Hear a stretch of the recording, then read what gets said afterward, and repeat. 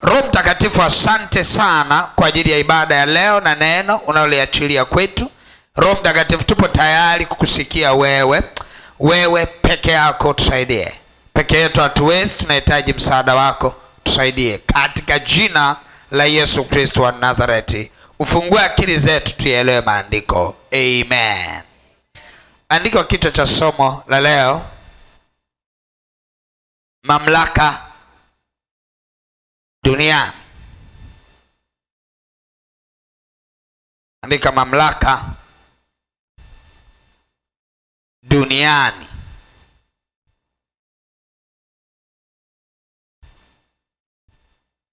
Mamlaka duniani. Tutafungua wote kwa pamoja katika kile kitabu cha Zaburi.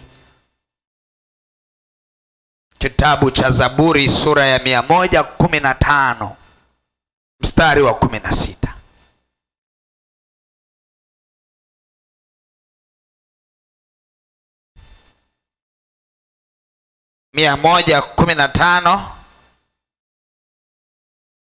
Ule mstari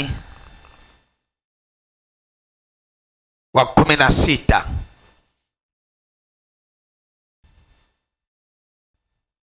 Kichwa cha somo: mamlaka duniani.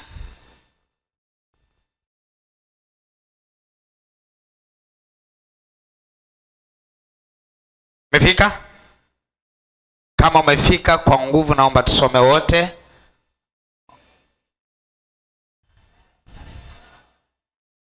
Asante. Tutarudia tena kwa sauti: 1, 2, 3, twende.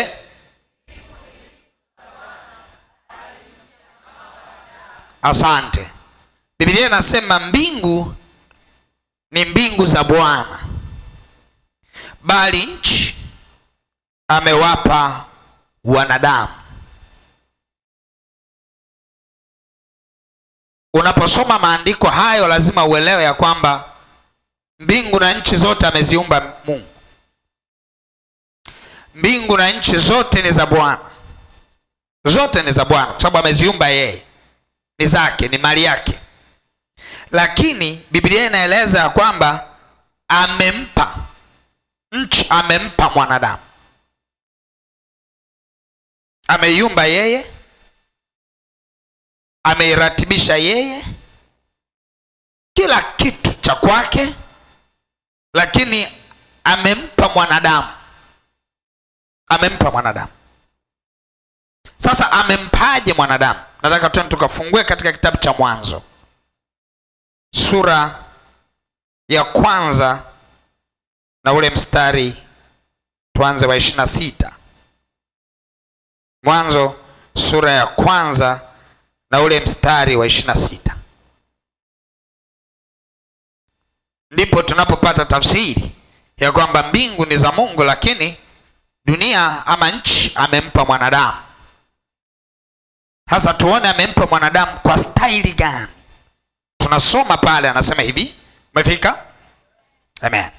Anasema Mungu akasema, na tumfanye mtu kwa mfano wetu, kwa sura yetu, akatawale samaki wa baharini na ndege wa angani na wanyama na nchi yote pia, na kila chenye kutambaa kitambaacho juu ya nchi. Mungu akaumba mtu kwa mfano wake, na kwa mfano wa Mungu alimuumba, mwanamume na mwanamke aliwaumba. Mungu akawabarikia. Mungu akawaambia, zaeni mkaongezeke, mkaijaze nchi na kuitiisha, mkatawale samaki wa baharini na ndege wa angani na kila kiumbe chenye uhai kitambaacho juu ya nchi. Haleluya. Tunaona Mungu anamwambia mwanadamu utawala wake, na ndio tunaona pale kwenye ile Zaburi ya 115 mstari wa 16 anaposema mbingu ni za Bwana, lakini nchi amempa mwanadamu. Na tunaona anaeleza kumbe hii nchi hakumpa mwanadamu siku za karibuni, alimpa toka kipindi anaiumba. Alipoiratibisha, aliiratibisha pamoja na dunia iwe inatawaliwa na mwanadamu. Na ndio maana akasema na tumfanye mtu kwa sura na mfano wetu, akamiliki na kutawala na kutiisha. Alafu alipoanza kutamka, akaanza kutamka vya duniani, atawale samaki wa baharini na ndege wa angani. Vyote hivi viko duniani, vyote viko duniani. Alafu akasema basi walipojadili hivyo, Biblia inasema wakafanya zoezi walilolijadili, wakamuumba mwanaume na mwanamke wakamuumba pia, wakambarikia. Kumbarikia ni kwamba wakamweka wakfu kwamba hii dunia iwe ni ya kwake. Akasema wakambarikia, wakiarudia yale yale waliokuwa wakiyajadili. Wakampa mandate ya kutawala dunia, kutawala vilivyo ndani ya dunia, kuviratibisha vilivyo ndani ya dunia viwe chini ya mamlaka ya mwanadamu. Kwa hiyo kwa Kiingereza wanasema that is the original plan ya Mungu from the beginning, kumba mwanadamu anapokuwa hapa duniani awe mtawala. Kwa hiyo kila mwanadamu anayezaliwa hapa duniani inampasa awe mtawala. Sasa kuna mambo yakatokea hapo katika ile hali ya utawala. Kuna namna baada ya shetani kuingia Eden, utawala ni kama vile ukaibiwa. Tunamwona shetani alivyokuwa akimjaribu pale Yesu, anamtambishia, anasema hii dunia hii nimepewa mimi ni tawale. That was not the original plan. Haikuwa ni mpango wa Mungu shetani atawale dunia. Aliiba utawala kutoka kwa mwanadamu ambaye alimpa Mungu utawala. Huyu mwanadamu toka siku ya kumuumba alimpa atawale. Hamna mahali penye Biblia ambapo Mungu alimuumba shetani aje atawale dunia. No. It was a plan ya Mungu kwamba mwanadamu ndio atawale dunia. Na ndio maana ukiangalia moja ya kazi ya msalaba ni kurejesha utawala wa mwanadamu katika dunia hii juu ya ule utawala ulioibiwa kwa dhambi ile ya Eden. Kwa hiyo kazi ya msalaba imempa mtu mandate, imempa tena utawala. Na ndio maana Yesu mwenyewe kwa kinywa chake anakiri. Ukifungua katika kile kitabu cha Mathayo sura ya 16 mstari wa 19. Mathayo 16 mstari ule wa 19. Umefika? Tunaona Yesu anaeleza kitu pale kinachoonyesha utawala. Anasema hivi, kama mmefika, anasema hivi, nami ninakupa wewe funguo za ufalme wa mbinguni, na lolote utakalolifunga duniani litakuwa limefungwa mbinguni. Kumbuka anaanza kusema dunia, inamaanisha bado anarejesha utawala. Anasema lolote mtakalolifunga duniani litakuwa limefungwa mbinguni, na lolote mtakalolifungua duniani litakuwa limefunguliwa wapi? Mbinguni. Anaeleza urejesho wa utawala ambao unampa huyu mwanadamu kuwa na nguvu tena ya kufunga jambo lolote duniani, halafu hilo jambo automatically linakuwa linafungwa mbinguni. Ni jambo gani hilo linalofungwa mbinguni? Ni lile ambalo yule mtawala wa dunia amelifunga. Kwa sababu tumepewa mamlaka ya kutawala. Kwa lolote tutakalolifunga duniani na mbinguni limefungwa. Amen. Tutakalolifungulia duniani na mbinguni linafunguliwa. Na ndio maana kuna mambo ambayo yanaendelea bado kutuhakikishia. Hata wale mitume walipotaka kuingilia habari za mbinguni, Yesu aliwajibu akasema, mambo ya mbinguni nyinyi hamtawali wala, yani nyinyi mambo ya mbinguni ni agenda za mbingu. Nyinyi angalieni agenda za huku duniani. Ukisoma kitabu cha Matendo ya Mitume ile sura ya 1, tusome uone pale walichojibiwa.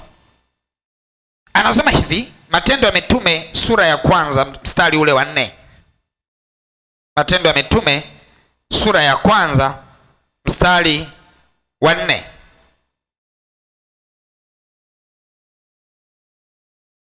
Umefika? Amen. Haleluya. Matendo ya Mitume sura ya kwanza. Nianze kusoma ule mstari wa kwanza, wala watu ambao huwa mnaweza connect story vizuri. Haleluya. Amen. Anasema kitabu kile cha kwanza nalikiandika Theofilo, katika habari za mambo yote aliyoanza Yesu kuyafanya na kuyafundisha, hata siku ile alipochukuliwa juu, alipokuwa amekwisha kuagiza kwa Roho Mtakatifu wale mitume aliowachagua, wale aliowathibitishia nafsi yake kwa dalili nyingi baada ya kuteswa kwake, ya kwamba yu hai, akiwatokea muda wa siku 40 na kuyanena mambo yanayohusu ufalme wa Mungu. Hata walipokuwa amekutana nao, aliwaagiza wasitoke Yerusalemu, bali waingoje ahadi ya Baba, ambayo mlisikia habari zake kwangu, ya kwamba Yohana alibatiza kwa maji, bali ninyi mtabatizwa kwa Roho Mtakatifu baada ya hizi siku chache.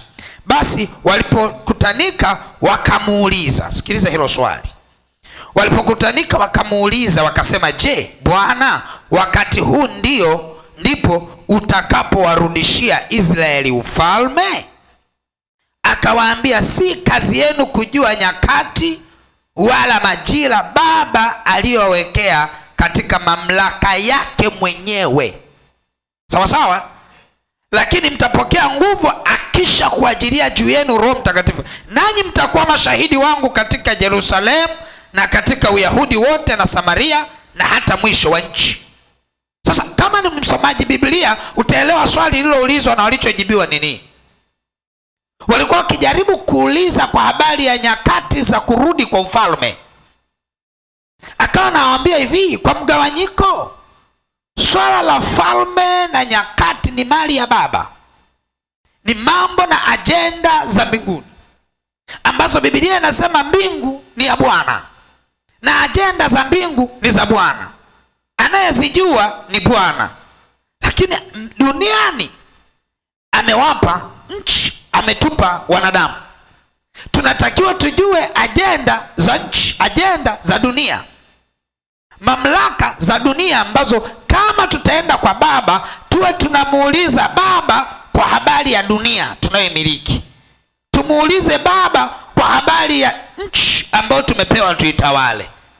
Lakini ishu ya muda na timing ni ishu ambayo haipo chini ya mamlaka ya dunia, ipo juu ya Baba, na Baba anaitoa kwa wakati wake, hata malaika hawajui. Ni mali ya Baba na ipo kwa Baba. Akasema, ninyi tulieni, ya kwenu ni hii, mtapokea Roho Mtakatifu akisha kuajilia juu yenu nani?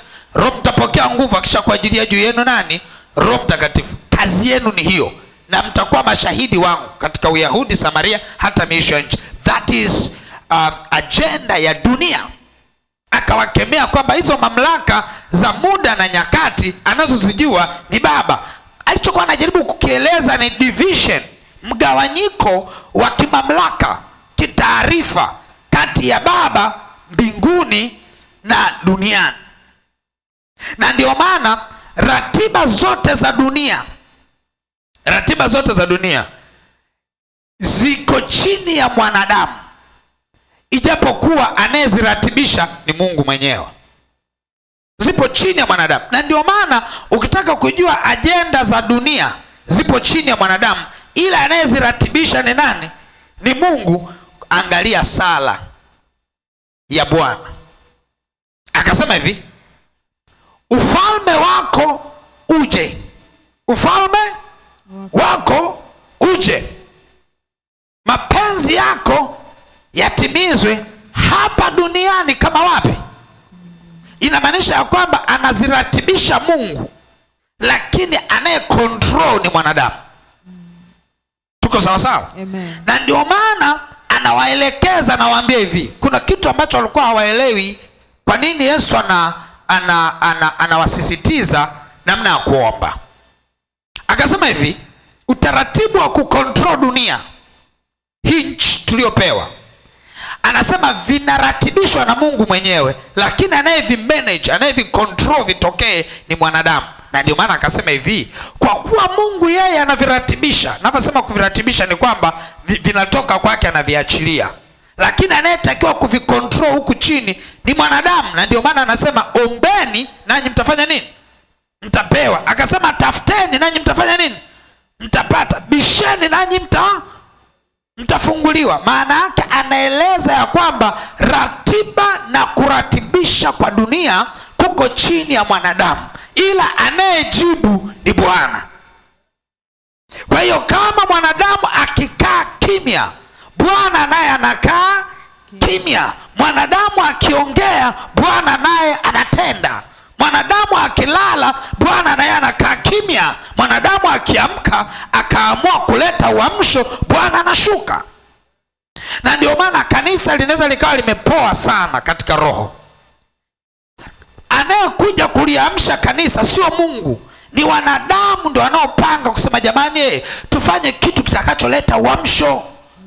Watakapoanza kufanya matendo yanayosababisha uamsho unashuka. Amen. Watakapoanza kufanya matendo ambayo yanataka kuleta uwepo wa Bwana unashuka. Amen. Swali, kwa nini Bwana asiulete tu uwepo wake? Uwepo wake anayeuratibisha ni yeye, ila anayesababisha ushuke ni mwanadamu. Amen. Kwa mwanadamu akikaa kimya, uwepo wa Bwana haushuki. Mwanadamu akiongea, uwepo wa Bwana unashuka. Amen. Hiyo ndio mamlaka ya kiutawala katika ulimwengu wa roho. Amen. Tuko pamoja mpaka sasa? Amen. Okay, ukitaka kujua hizi mamlaka jinsi zinavyoenda, angalia vile hata Mungu anavyokuja na kumuuliza Ezekieli. Anamwambia hivi, Ezekieli, mwanadamu, anamwambia mwanadamu, sawa sawa, amempeleka katika bonde lililojaa mifupa mikavu. Ukisoma ile Ezekieli 37, anamwambia Ezekieli, angalia hii mifupa. Anasema hivi, hii dunia ni ya kwako. Hebu toa opinion. Je, mifupa hii mikavu inaweza kuishi? Kwa nini amuulize Ezekiel? Why amuulize Ezekiel? Ezekiel kwa sababu hajui, anasema Bwana Mungu, wewe unafanya nini? Unajua. Mungu akasema si kwamba mimi najua, toa unabii, ieleze hii mifupa mikavu ilisikie neno la Bwana. Utakapoielekeza mifupa mikavu ilisikie neno la Bwana, ile mifupa italisikia neno la Bwana, na Bwana atashusha kuhai kwenye ile mifupa. Opinion anayetoa ni nani? Ni mwanadamu. Haleluya. Anayekuja kuifanya mifupa mikavu ishi ni Mungu. Sawa sawa.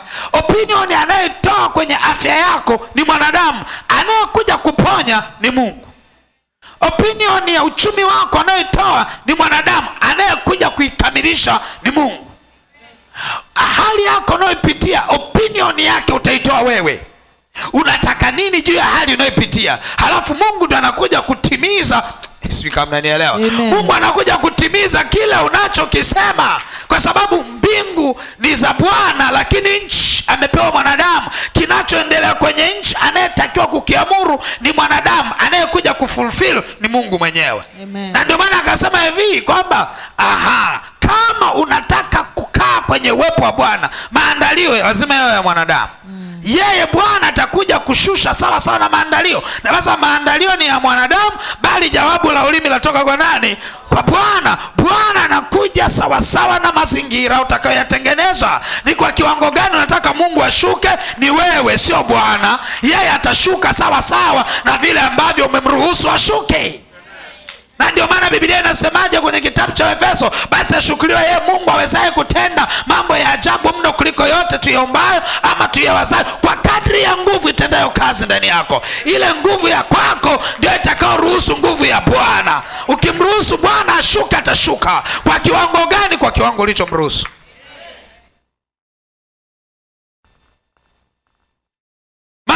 yake nini? Hatima ya maisha ya mwanadamu haipo kwa Mungu. Hatima ya maisha ya mwanadamu ipo kwa mwanadamu. Mwanadamu ndo atakaye ruhusu aishi ama afe. Mwanadamu ndo atakaye ruhusu afaidike ama asifaidike, astawi ama asistawi. Mbingu zina respondi kwa uaminifu, na ndio maana Mungu ni mwaminifu. Anashuka kwa uaminifu, sawa sawa na ulivyoomba, sawa sawa na ulivyoishi. Na ndio maana ili ujue dunia inaendeshwa na mwanadamu, duniani ndio kwenye matatizo, sio mbinguni. Kwa sababu mbingu zinaendeshwa na Mungu mwenyewe. There is no errors in heaven. There is no errors in heaven. Errors ziko duniani. Kwa nini mbinguni kuwe hakuna tatizo halafu duniani kuwe kuna tatizo? Kwa sababu mbingu zinamilikiwa na Bwana, lakini nchi amepewa mwanadamu.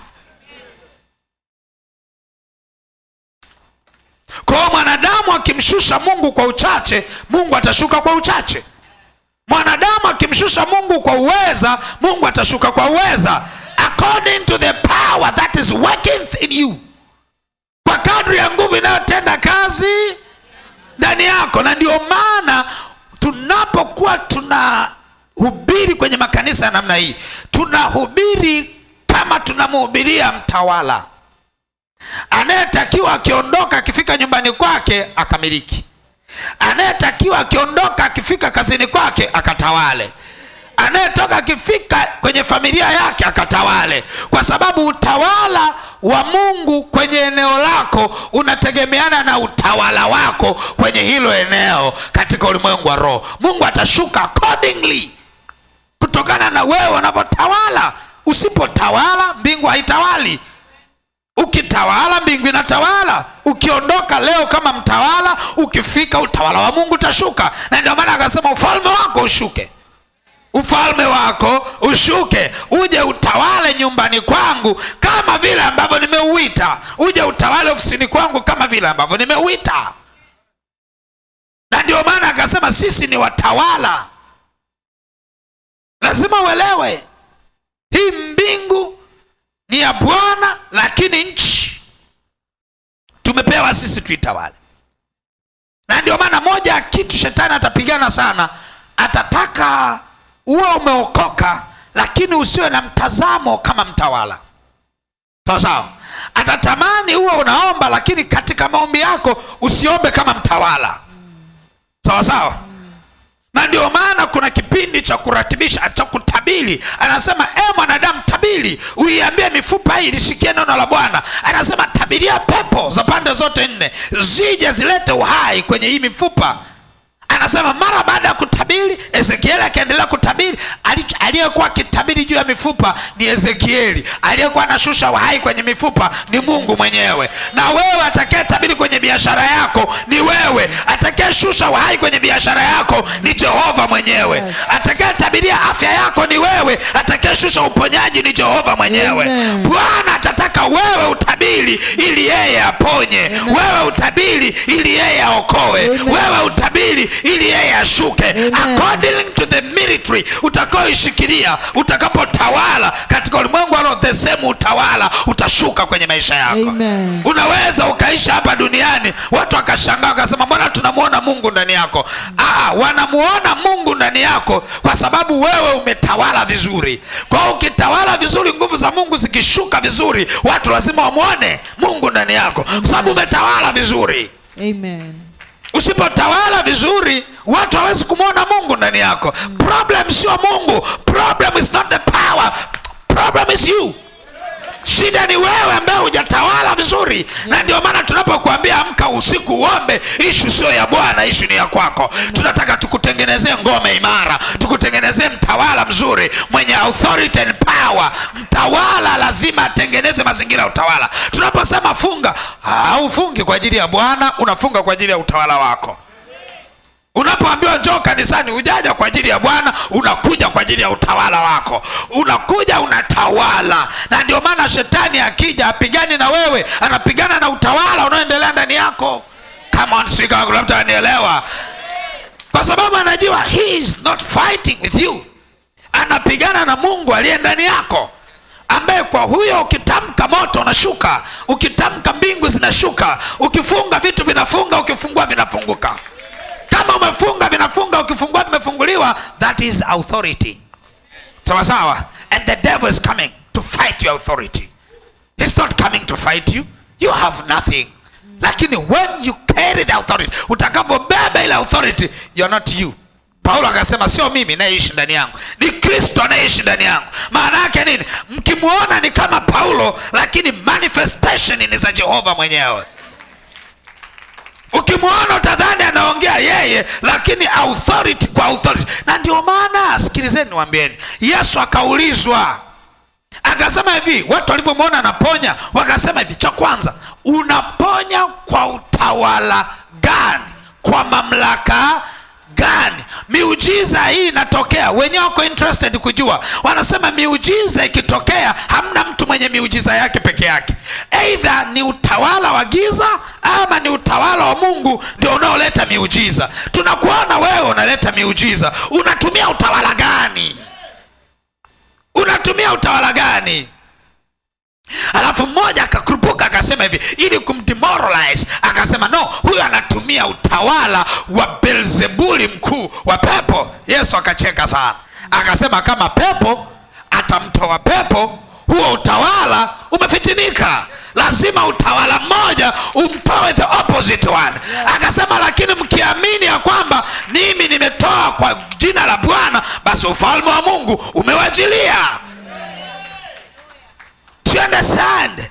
Kwa sababu that is authority. They are dealing with the authority. They are not dealing with persons. Hawadili na watu, wanadili na authority. Ukiona nimesimama nimenyosha mikono watu wamepona, utauliza ni kwa utawala gani? Watakwambia hapana, yule sio mganga wa kienyeji, yule ni mchungaji. Kwa kuwa yeye ni mchungaji, basi ufalme wa Mungu ndio uliomponya huyu mtu. Mkiona amenyanyuka ametembea, ujue ufalme wa Mungu umefanya nini?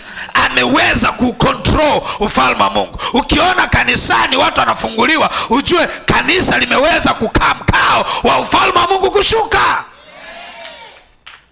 Hallelujah. Na ndio maana don't blame yourself. Don't blame yourself. Usianze kujiona you're weak. Usianze kuona maybe you are very weak. No. Get training. Upate ujue ya kwamba ni wapi kwenye ufalme wa Mungu kuna mahali sijaweza kushusha nguvu. Hallelujah. Na ndio maana angalia vile ambavyo Elia anashusha moto. Ule moto haujashushwa na Mungu, sio chanzo cha Mungu. Hallelujah. Moto kushuka hakikuwa chanzo cha Mungu, kilikuwa ni chanzo cha Elia. Elia aliposema moto ushuke, Mungu akashusha sawa sawa na utawala wa Elia. At that point, yeye ndiye aliyesababisha moto ushuke. Uliza, angalia, soma maandiko yako vizuri uelewe jinsi mambo yanavyoenda. Angalia jinsi ambavyo ule ndugu katika Samaria imehusuriwa. Alafu mfalme anamtuma anamwambia nenda kwa Elisha akamwambie, mambo ya njaa yataisha lini? Mambo ya njaa yataisha lini? Yule ndugu amegonga mlango, ameingia. Elisha hakuwa na muda wa kuanza kusema subiria nikaombe. Akamwambia hivi, sikiliza, mnamo majira kama haya kesho patakuwa na chakula cha kutosha katika lango la Samaria. Biblia inaeleza chakula kilipotokea, wanakiri wanasema chakula kilitokea sawa sawa na neno la Elisha. Lililoshusha chakula ni neno la Elisha, aliyeshusha chakula ni Jehova mwenyewe. Lazima uelewe how to reign. Na ndio maana amekaa na mtu anawaza tu niseme nini, kwa sababu anajua niko under authority. Niseme nini hapa? Naamani anafika na ukoma, akasema sikia, nimwambie akaogelee vumbi ama nimwambie akafanye nini? Kichote nitakachokisema mimi, Naamani atapokea uponyaji. Akasema wacha nimwambie aende Jordan akachovye mara ngapi? Mara 7. Akamwambia sikiza, sihitaji kumuona huyo jamaa wako, mwambie aongoze aende moja kwa moja Jordan. Akifika pale achovye mara ya kwanza, ya pili, ya tatu, ya nne, ya tano, ya 7 angalie vidole vyake. Sawa sawa na neno la Elisha. Sio Mungu amesema, ni Elisha amesema, naye ponya ni Bwana. Lazima uelewe the difference of the authorities. Lazima uelewe where the healing comes from. Lazima uelewe the cause of the healing. Yes. The cause of the healing is you. Yes. The healing comes from God. Lazima uelewe, you are the cause of the healing. You are the cause of the prosperity. Lazima uelewe, wewe ni sababu ya uponyaji. Wewe ni sababu ya uzima wako. Endapo huo uzima ukizaliwa kwako, Bwana anashusha sawa sawa na ulichokiamini, sawa sawa na ulichokitaka, kwa maana mamlaka yatoka kwa Bwana. Yeye ndo anayeponya. Anayesababisha ni wewe. Na ndio maana wale watu waliokuwa wakienda wakitaka uponyaji, Yesu anawaambia mnataka nini? Something has to begin with you. Kuna kitu lazima kizaliwe kwako. Mnataka nini? Akasema nataka kupona. Anasema pokea sawa sawa na ulivyo taka, according to the power iliyo ndani yako. You get the point? Mnapata point hapo? Kwa lazima uelewe authority, your responsibility katika ulimwengu wa roho, mamlaka yako katika ulimwengu wa roho. Wewe ndio unayesababisha mbingu zishushe. Wewe ndio unayesababisha mbingu zije zikuponye. Wewe ndio utakayesema kama Bwana aishivyo, kama Bwana aishivyo, na Bwana atashuka sawa sawa na ulivyomtarajia. Na ndio maana akasema mtumainio Bwana ni kama mlima Sayuni, hawatatikisika wakaa milele. Kama milima izungukavyo Yerusalemu, ndivyo Bwana anavyowazunguka wanaomtumainia yeye. Na ndio maana Biblia inasemaje? Sikia vizuri lugha ya Biblia. Sikiliza lugha ya Biblia. Anasema hivi, katika njia yako yote na mkiri Bwana. Anayemkiri ni nani? Anayemkiri ni nani? Halafu anasema yeye atakuja atanyosha mapito. Anayekiri ni nani? Ni mwanadamu. Anayekuja kunyosha mapito ni nani? Ni Bwana. Sawa sawa na ukiri uliomkiri, ndio anakuja kunyosha mapito. Usipomkiri haimaanishi hayupo. Yes. Yupo lakini hujafanya nini? Yupo lakini hujafanya nini?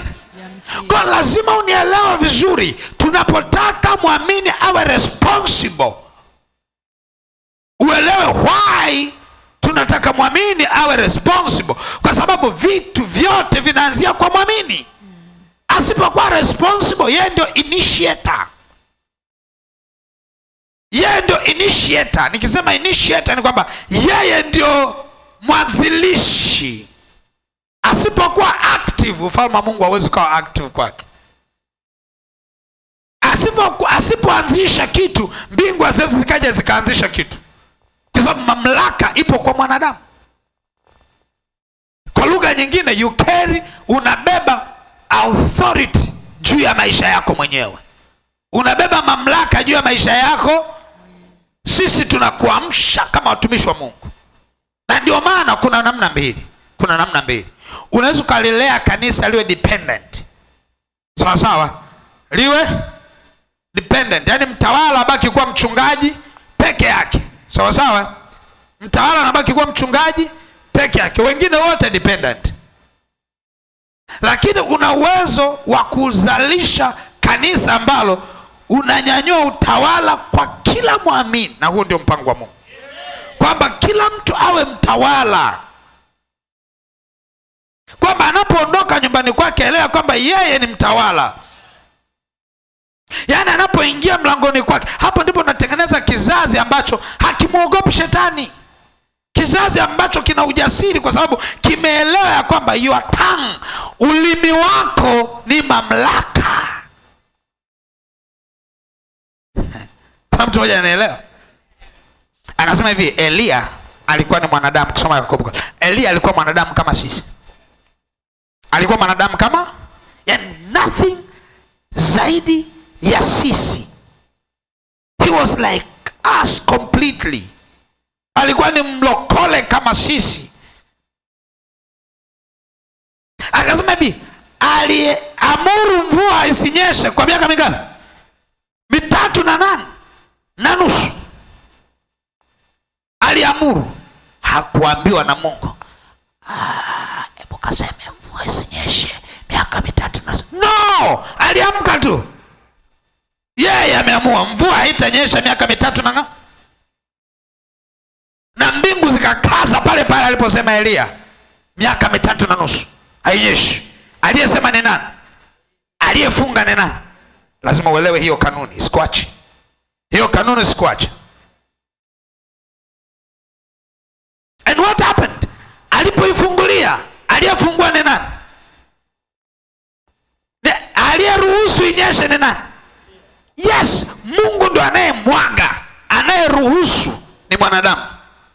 Na ndio maana Biblia inatusisitiza sana, ombeni. Muombaji ni mmiliki. Usipokuwa unaomba unakoseshwa umiliki. That's why the devil is fighting kwamba usiombe. Kila unachokiomba kinakupa nguvu ya kumiliki. Ukiwa muombaji, kila unachokiomba kinakupa range ya mbali ya kumiliki kwako. Katika ulimwengu wa roho, muombaji anasema, Baba mtakatifu, katika jina la Yesu ninakushukuru sana. Yaani pale unaleta ufalme wa Mungu ushuke uwe mahali pale. Sawa sawa. Hasa kwa kiwango gani Mungu akuhudumie? Ni kwa kadri unavyoomba. Sawa sawa. Ni kwa kadri unavyoomba. Baba ninakushukuru sana, biashara yangu ikastawi sawa sawa na neno lako, itaenda kustawi. Biashara yangu ikaongezeke sawa sawa na neno lako, itaenda kufanya nini? Kuongezeka. Authority. Yesu alivutika na imani ya yule akida aliyetaka kwenda kumponya ndugu aliyekuwa nyumbani kwake. Akamwambia, visikia, Yesu huhitaji kuja kuomba huko. Ninajua unayeponya sio mwili wako. Kama ni mwili wako Yesu ndio unaoponya, basi there is no way lazima uje. Lakini ninajua kinachomponya ni mamlaka iliyo ndani yako. Akasema, na mimi pia ninayo mamlaka. Kule kwangu kama kiongozi wa askari, nikimwambia askari nenda, huenda, na rudi, hurudi. Anasema kinachompeleka askari ni mamlaka niliyo nayo, na kinachomrudisha askari ni mamlaka niliyo nayo. Wala sihitaji kumwambia askari nenda alafu mimi niende naye. Mamlaka yangu yanamfanya askari aende nilikomwambia. Akasema, najua na wewe unaponya kwa mamlaka. Anasema, na najua mamlaka lipo kwenye neno lako. Akasema, ustahili kuingia kwangu. Tuma neno.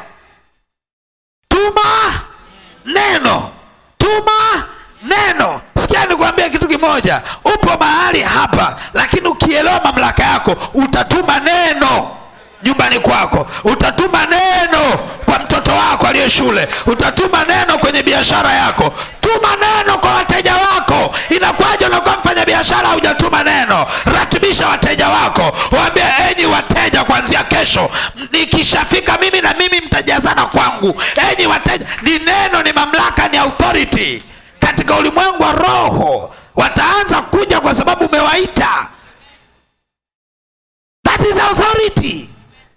Na Mungu anajaribu kutufundisha namna gani authoritative power inayofanya kazi ndani ya mwanadamu. Yesu akawaambia, akasema hivi, wanafunzi wake, njooni niwaonyeshe mamlaka. Come along me. John. Akaenda nao sehemu. Maksudi anataka kuonyesha mamlaka. Akafika mahali, akataka kula tunda, akauchungulia ule mtini, analitafuta tini hafu halioni. Hafu akataka kuonyesha wale mamlaka alionayo. Yes, alikuwa kama mwanadamu, alikuja kama mwanadamu, lakini anatembelea kwenye range ya nguvu ya Mungu. Akaja akasema, ngoja niwaonyeshe utawala wa mwanadamu juu ya nature. Juu ya nini? Ya nature. Usidhania kwamba unaweza kumtawala mwanadamu. Unatawala hadi viumbe vyenye uhai na visivyo na uhai. Akawaambia, okay, wait. Akasema, sikiliza, kuanzia leo asitokee tunda kwako. Usitokee tunda kwako. Mtini ulisikia mamlaka.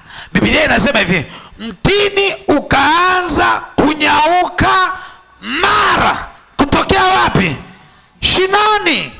Sawa sawa. Kilichonyausha mtini mtini sio kukosa maji. Kilichonyausha mtini sio kwamba haukuwa msimu wake.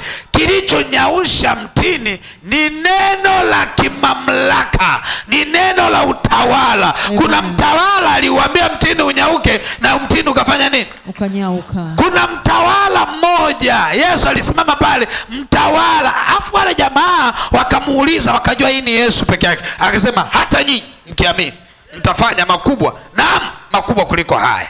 Mtawaambia mlima ng'oka, sio mtini tu, mtawaambia mlima ng'oka. Anawaeleza kwamba haya mamlaka sio mimi tu, utawala huu ni kila mwanadamu aliye duniani. Utawala wa dunia ni wa mwanadamu, juu ya mimea, juu ya viumbe hai, juu ya wanadamu, juu ya ratiba, juu ya vyote. Utawala uko kwa mwanadamu. Lazima usimame ukae kama mtawala. Amen. Lazima uishi kama mtawala. Amen. Lazima uamke kama mtawala. Amen. Never lose your position. Usishuka kwenye kiti cha kitawala. Kuna mazingira shetani anataka kukushusha kwenye kiti cha utawala. Anataka kuonyesha kwamba wewe ni mtumwa, kumbe wewe ni mtawala. Anataka kuonyesha kwamba wewe unatawaliwa, kumbe wewe ndio unayetawala. By the way, una reign, unatawala hadi nguvu za giza. Akasema utatawala hadi malango ya adui zako. Wewe ndio unayetawala hadi malango ya adui. Na ndio maana Lucifer unawaambia toka, Lucifer anatoka. Unaambia mapepo toka, mapepo yanatoka. Unaambia kuanzia leo Lucifer utakanyaga hapa, na yeye akanyagi. Kuanzia leo nataka mtu asimame kama mtawala kwenye maisha yake. Umeonewa kwa muda mrefu, leo nataka mtawala anyanyuke. Leo nataka mtawala anyanyuke. Unapoenda nyumbani kwako, mtawala ameingia. Unapoenda kazini kwako, mtawala ameingia. Unapoenda kwenye biashara zako, tawala. Fanya biashara kama mtawala. Ishi kama mtawala. Tembea kama mtawala. Tunataka kuona mitini humo barabarani ikinyauka toka shinani.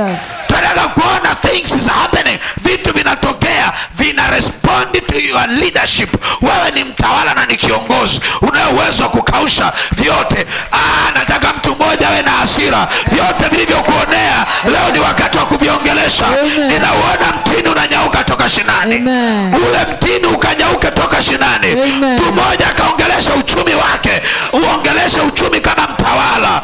Uliuongelesha uchumi kama mtawaliwa, lakini jambo jipya limeingia leo. Utaanza kuongelesha uchumi wako kama mtawala. Utaziita fedha, zitasikia, zitakuja. Ninataka kuona mtu mmoja akisema mnamo majira kama haya kesho kwenye biashara yangu patakuwa na utele. Mnamo majira kama haya kesho kwenye familia yangu kutakuwa na furaha. Mnamo majira kama haya kesho mume wangu anakuja, mke wangu anakuja. Na kuona mtu akiita uwepo wa Bwana kama mtawala. Ninaona watawala wamenyanyuka. Watawala wamevua mavazi ya kitumwa. Watawala wamevua mavazi ya kitumwa. Watawala wamesimama kama watawala. It's over and over. It's over and over. Mbegu ya kitawala iwe kwako kwa jina la Yesu. Mbegu ya kitawala iwe kwako kwa jina la Yesu. Hebu kwa dakika moja endelea kutabiria maisha yako. Endelea kuyatabiria maisha yako. Tabiri kama mtawala. Tabiri kama mtawala. Usiongee kama mtumwa. Ongea kama mtawala. Ongea kama mtawala. Eleza mambo yatokee. Simama kama mtawala kwa jina la Yesu.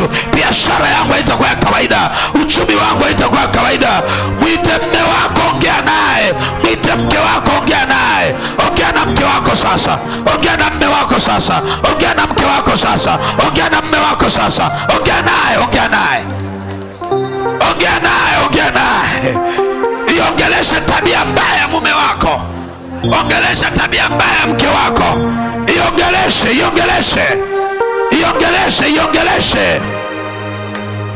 Tabia mbaya mke wako iongeleshe. Tabia mbaya mume wako iongeleshe. Tabia mbaya mke wako iongeleshe. Tabia mbaya mume wako iongeleshe. Ongelesha tabia mbaya. Ongelesha uchumi wako kama mtawala.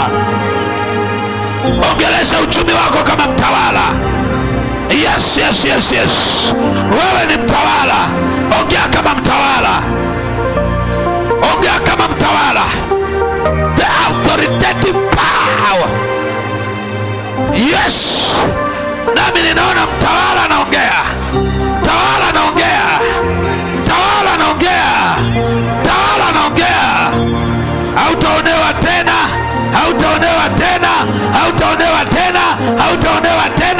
hautaonewa tena. Mtawala, naongea kwa jina la Yesu. Unaongea kama mtawala kwenye biashara yako. Leo nenda kwa mlango wa utawala. Eleza biashara yako ikachovye mara 7 mto Jordan. Ipeleke biashara yako mto Jordan. Chovyeshe biashara yako mara 7. Chovyeshe afya yako mara 7 kwa jina la Yesu Kristo. Wewe ni mtawala. Wewe ni mtawala. Wewe ni mtawala. Wewe ni mtawala. Ragabozeterika babosaya. Ramajadele kadore babosaya. Ragadele kadora babos. Wewe ni mtawala kwa jina la Yesu. Wewe ni mtawala kwa jina la Yesu. Wewe ni mmiliki kwa jina la Yesu. Hautatawaliwa tena. Hautatawaliwa tena. Ragabosaya na Mariando. Tawala samaki wa baharini. Tawala ndege wa angani. Tawala, tawala kwa jina la Yesu. Utakula kama mtawala, utavaa kama mtawala, utaishi kama mtawala kwa jina la Yesu Kristo. Kwa jina la Yesu Kristo. Utakula kama mtawala, utaishi kama mtawala kwa jina la Yesu. Barakadole babosa yana la babosa. Tabiri utakula kama mtawala, utavaa kama mtawala kwa damu ya mwana kondoo. Utawala umerejeshwa. Utawala umerejeshwa. The authority umerejeshwa. Utawala umerejeshwa kwa jina la Yesu. Utawala umerejeshwa kwa jina la Yesu. Utawala umerejeshwa kwa jina la Yesu. Wewe ni mtawala. Wewe ni mtawala. Yes, wewe ni mtawala. Wewe ni mtawala, ndio. Ndio, kuanzia leo. Kuanzia leo wewe ni mtawala. Ni mtawala wewe. Ni mtawala wewe. Wewe ni mtawala. Wewe ni mtawala, ndio. Wewe ni mtawala. Unaongea kama mtawala katika ulimwengu wa roho. Mahali adui ameiba utawala kwenye ufahamu wako. Adui ameiba utawala kwenye mawazo yako. Adui ameiba utawala ndani yako. Yes. Utawala unarejeshwa. Utawala unarejeshwa. Utawala unarejeshwa. Utawala unarejeshwa kwa jina la Yesu. Yes, yes, yes, yes, yes. Utawala unarejeshwa kwa jina la Yesu. Damu ya mwana kondoo. Damu ya mwana kondoo. Damu ya mwana kondoo. Damu ya mwana kondoo. Damu ya mwana kondoo. Damu ya mwana kondoo imerejesha utawala ndani yako. You are more than conqueror. You are more than conqueror. Wewe ni zaidi ya mshindi. You conquer everywhere in the mighty name of Jesus. Rekebosaya rana leketere mokosika. Yes, Jehovah. Mondaribos riandolebos riakatelebos katika jina la Yesu. Yes, Jehovah, Jehovah. Jehovah, Jehovah. Jehovah, Jehovah. Katika jina la Yesu Kristo wa Nazareti, Mungu aliye hai. Baba, asante kwa rehema na neema. Sifa na heshima ni vya kwako. Ni katika jina la Yesu Kristo wa Nazareti, Mungu aliye hai. Amen. Amen. Mshangilie Bwana kwa makofi mengi. Mshangilie tena Yesu kwa makofi mengi. Haleluya, haleluya. Kuanzia leo Roho Mtakatifu ajae ndani yako, akupe namna ya kuishi kama mtawala. There is a way unapoishi. Kuna namna lifestyle yako ikiwa si ya kitawala, ni ngumu sana vitu kurespond kama vinaongeleshwa na mtawala. Lazima kuna msaada Roho Mtakatifu kusaidia. Unapoongea na kuviongelesha vitu, uongee kama mtawala. Unajua kushuka kwenye kiti na kupandishwa kwenye kiti ni kitu cha kawaida sana. Kuna namna ukiongea unashuka kwenye kiti cha kitawala, halafu unajikuta vitu havirespond, vitu havijibu. Lakini ukirudi ukapanda kwenye kiti cha kitawala, ukaanza kuongea kama mtawala. Kwa taarifa yako nikwambie kitu kimoja. Kila nachokiongea hapa, mbingu zinajua, shetani anajua. Yaani siku utakapoanza kuongea kama mtawala, shetani anajua, oho, leo anaongea kama mtawala. Lazima tunapoenda tujue kabisa kwamba hatuwezi enda kama tulivyoenda jana. Leo anaongea kama mtawala. Na kuna namna ukipigwa, na ndio maana nikwambie kitu kimoja, linda sana vita. Biblia inasema hivi, ingawaje tunaenda katika mwili lakini hatupigi vita kwa jinsi ya mwili. Anasema vita vyetu sisi ni vya roho. Sawa sawa. Halafu anaeleza hiyo vita inapiganiwa wapi. Anasema tukiangusha ngome ya mawazo na fikra. Sawa sawa. Mtawala haongezeki kitu. Haongezeki kitu. Yaani leo rais, miaka ya nyuma kabla hajawa rais na leo alivyo rais, yaani hakuna kitu cha kimwili kinachoongezeka. Sawa sawa. Ni mwanadamu yule yule, lakini automatically ile anapewa kuwa rais, ufahamu wake unaanza kujua mimi ni mtawala. Kwa hata akiongea, anaongea akijua yeye ni nani. Sawa sawa. Na kesho akiondolewa, kama mimi sio waziri tena, waziri akija akijua yeye ameondolewa, kuna lugha hawezi kuongea, anakaa kimya. Akipewa tu kuna namna ananyanyuka, akianza kuongea watu wote wanajua leo anayeongea ni waziri, kwa sababu ya utawala, kiti alichokalia. Sawa sawa. Sasa na wewe katika ulimwengu wa roho kuna namna unaweza ukashuka kwenye kiti. Ukishuka kwenye kiti, automatically hata lugha zako zinakosa utawala mpaka upande kwenye kiti. Sawa sawa. Unaona, leo umenisikia namna hii, leo umenisikia namna hii. Kila aliyenisikia sasa hivi kwa 100%, kila mmoja ameketi kwenye kiti cha kitawala this time. Chochote unachokiongea sasa hivi, hata ukikohoa kikohozi cha mtawala kinawatetemesha waliomzunguka. Amen. Wanaweza kusema kikohozi hicho unaitwa, yaani kikohozi unajiuliza ninaitwa ama nafanya nini? Mbona amekohoa? Sawa sawa? Amen. Mtawala kikohoa, mtu anajua amefanya nini? Amekohoa. Labda ameniita. Labda ameita. Maskini akikohoa, vumbi hilo, watembea wanavuta vumbi. Mtawala kikohoa, watu wanasema anatuita. Maana yake kila mmoja amekaa kwenye kiti ambacho chochote unachokifanya kama mtawala kina maana. Amen. Mtawala akifanya chochote, akinyosha mkono, una maana. Sawa sawa. Kwa ajili ya utawala. Ukishuka, na ndio maana ninaongea na watu ambao sasa hivi umeketi kwenye hicho kiti, very successful, umeketi kwenye hicho kiti. Sawa sawa. Usishuke. Usishuke. Na nataka nikuambie mahali utakaposhukia ili usije upalinde. Akasema hivi, linda sana mawazo na fikra.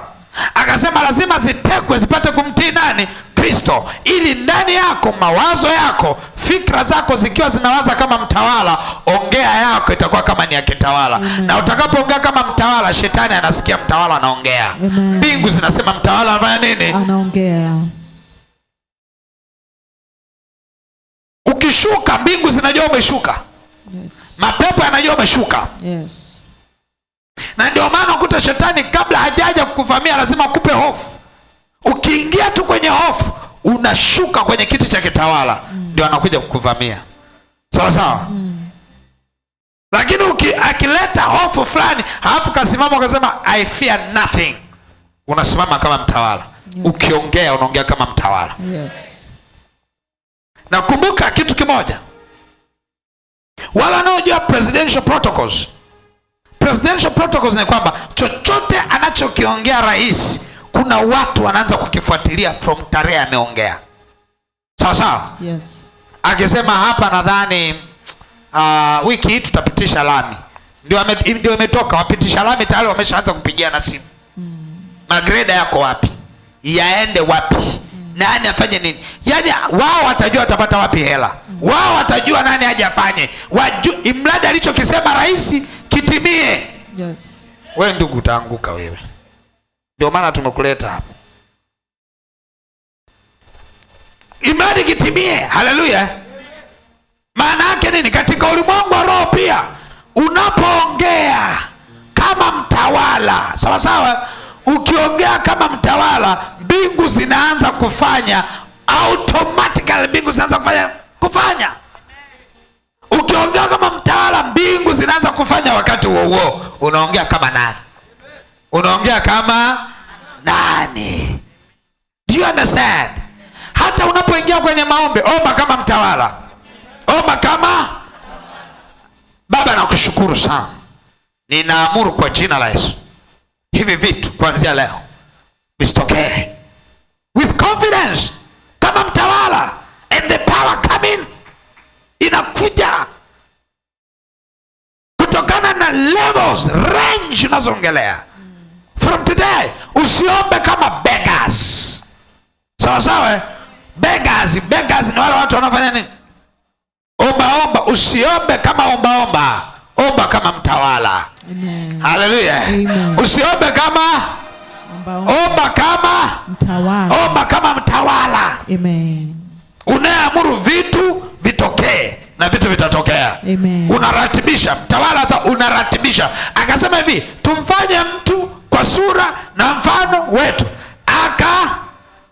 tawale, miliki, tisha. Maana kutisha nini? You make things happen the way you want to happen. Yes. Unatengeneza vitu vitokee vile unavyotaka vitokee. Yes. Ndio maana kutiisha. Unaambia hiki kikae kinakaa, kinyanyuke kinanyanyuka, kisimame kinasimama, kitembee kitembee. Yes. Nenda kaanza mazoezi kwenye maisha yako. Amen. Amuru vya kusimama visimame. Amen. Amuru vya kuinuka viinuke. Amen. Amuru vya kutembea vitembee. Amen. Amuru vya kutulia vitulie. Amen. Halafu amini ya kwamba aliyekuwa anaomba ni mtawala. Yes. Amini ya kwamba aliyekuwa anaongea ni nani? Ni mtawala. Na ndivyo itakavyokuwa kwa jina la Yesu. Amen. Na mtu mmoja amenielewa? Amen. Na mtu mmoja amenielewa? Amen. Shika sadaka yako nzuri kwa Bwana. Hallelujah. Amen. Amen. Shika sadaka yako nzuri kwa Bwana. Baba mtakatifu, katika jina la Yesu Kristo wa Nazareth, kila anayetoa umbariki kwa baraka zote. Katika jina la Yesu Kristo wa Nazareth. Amen. Karibu mtolee Bwana sadaka. Nimemwona Bwana, nimemwona Mfalme, nimenyeshewa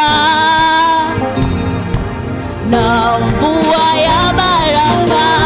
Nimemwona Bwana, nimemwona Bwana, nimemwona Mfalme, nimemwona Mfalme, nimenyeshewa